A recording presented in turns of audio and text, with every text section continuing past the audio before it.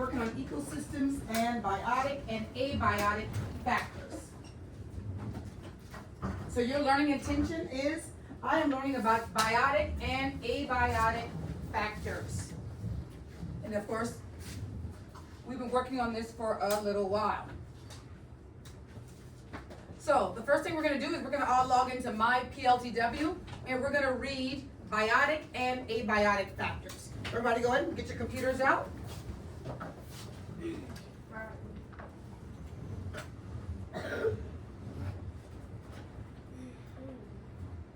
All right, when I call your name, you are going to read first. All right, so everybody should be in my PLTW.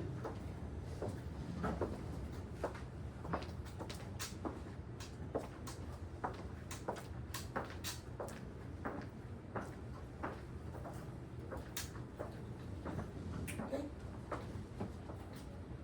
You good, Imara? All right. Yes. So I'll start off. In every ecosystem, everything can be categorized as one or two things, biotic or abiotic. Cooper? So biotic factors include all living organisms and bacteria. Energy flows between living organisms, but it's not secondary.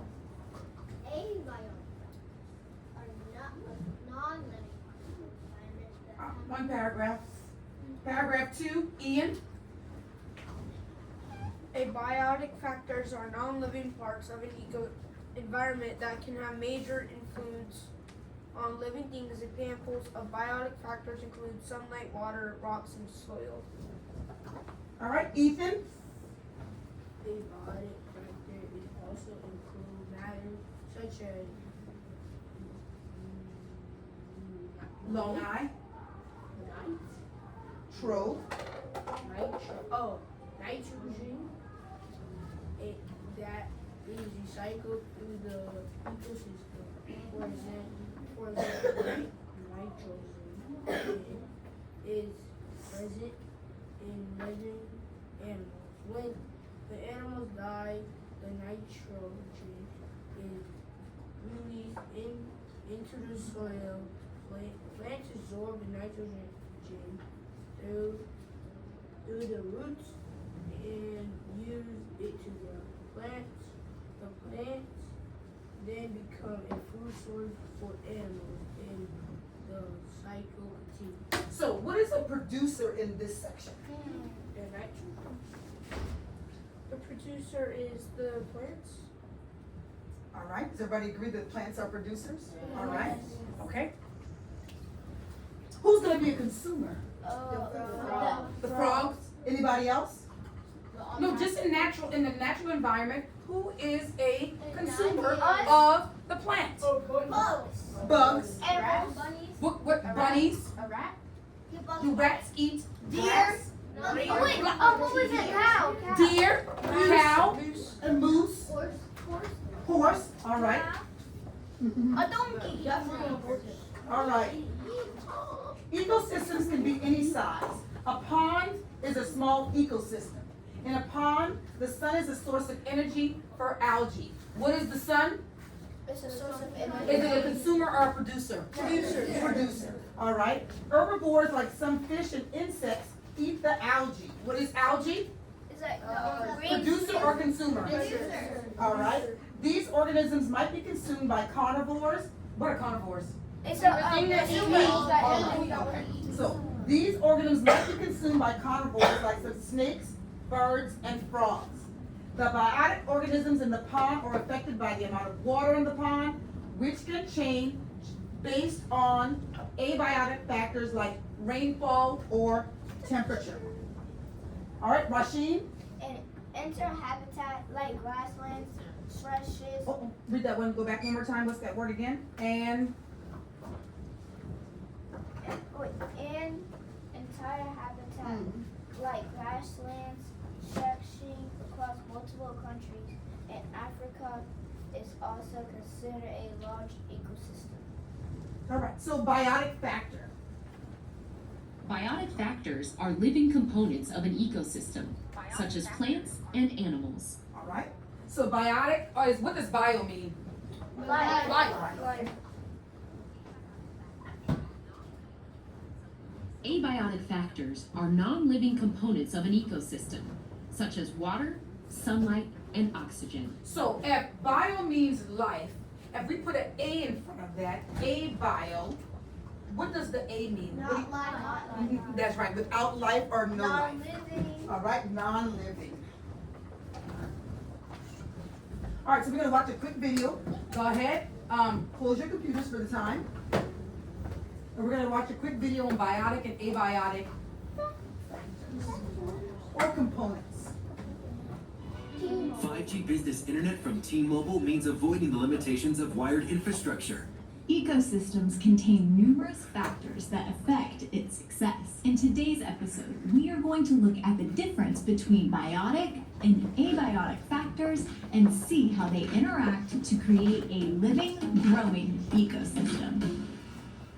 So what are biotic and abiotic factors? Biotic factors are the bio or living factors. So how do we know if something is living? Here is a list of 7 characteristics to help us classify something as living. It's made of cells or organized, it can reproduce, it can grow and develop, it needs energy, it can respond to stimuli, it can maintain homeostasis, and it'll evolve and adapt over time. You can learn more about each of the characteristics on this list in this video. One thing to note before we continue, dead or once living things are also considered biotic factors. The prefix A means without, and bio means life. So abiotic factors are the non-living elements of an ecosystem. These are the chemical and physical factors. Components such as water, sunlight, humidity, pH, temperature, and climate. For organisms that live in the water, sound waves, tides, water clarity, sunlight exposure, and pressure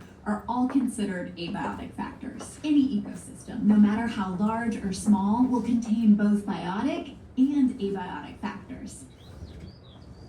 For example, a houseplant growing on a windowsill may be considered a small ecosystem. Biotic factors include the plant, the bacteria or organisms in the soil, and the human taking care of the plant and keeping it alive. Abiotic factors include light, the temperature, the soil, and the pot. In this rainforest, the biotic factors are the dead leaf litter, the spiders hiding underneath, the scurrying lizard and the tree that it's on, and the lichen growing on the branches. Some of the abiotic factors are the rainfall and the pH level of the soil. In this desert, the biotic factors are all the cactus, the bird living inside, and the scorpions hiding under rocks. An abiotic factor would be the lack of humidity or the dryness of this ecosystem. On this tiny island, the biotic factors are the seabirds and the seagrass growing on top. Abiotic factors are the salt content of the water and the erosion action of the tides and waves.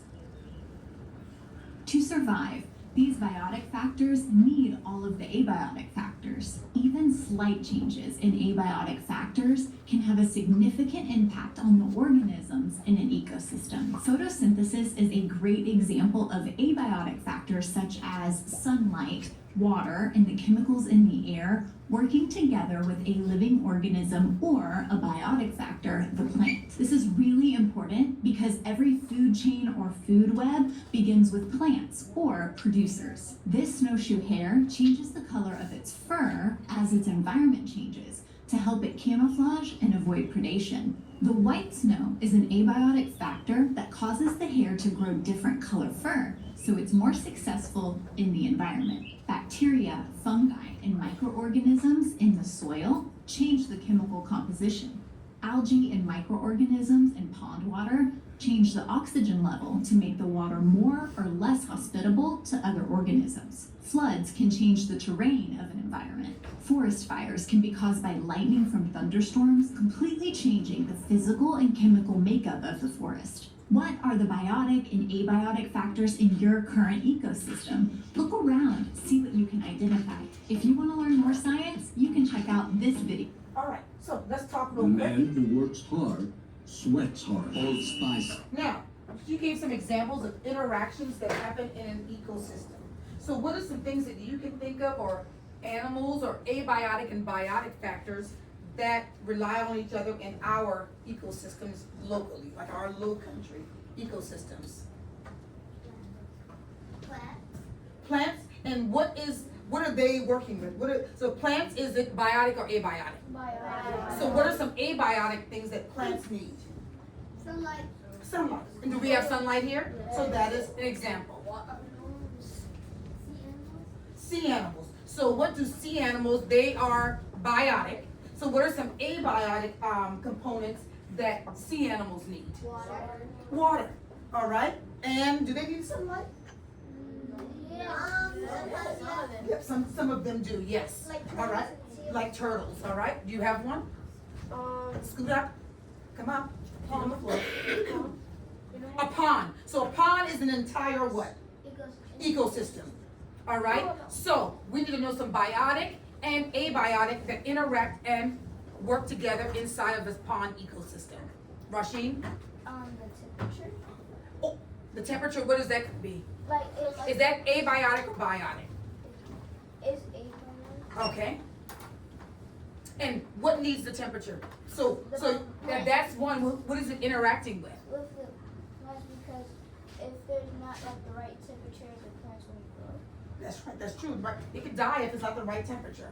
All right. Anybody else? All right. Are we good on that? Okay. So what we're gonna do next is we are going to work in pairs, and we are going to write down some things. We're going to do like a little T-chart, and we are going to write down some living and non-living elements in an ecosystem photo. So I'm going to give everybody in their group a photo. So this is one group, so you guys can actually come around, and four of you are going to be working together. You're a group, all right? So you two will come around, and you're going to work on this side, and then you two are going to go around and work on that side. And you are going to work on your photo.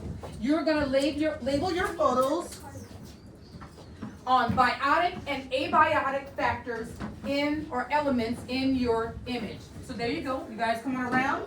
I'm going to give you about 4 minutes. You have 4 minutes to work in your groups, and you're going to list the biotic and the abiotic factors you see in this image. Come on, hurry up. I think you guys should come on this side. Come on over. And then here's your image.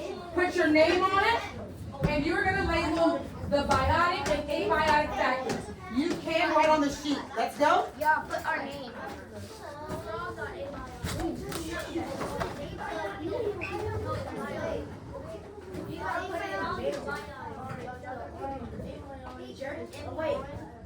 Label it.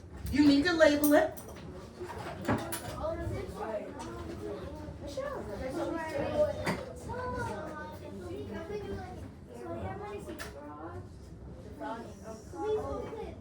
What'd you say, left?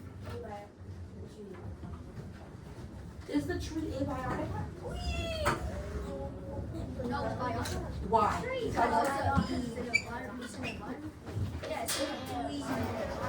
So what does biotic mean? Life. So is a tree living? Yes. All right. So put boil around. Yeah. I think frogs.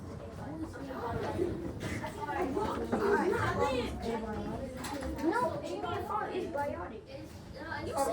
All right.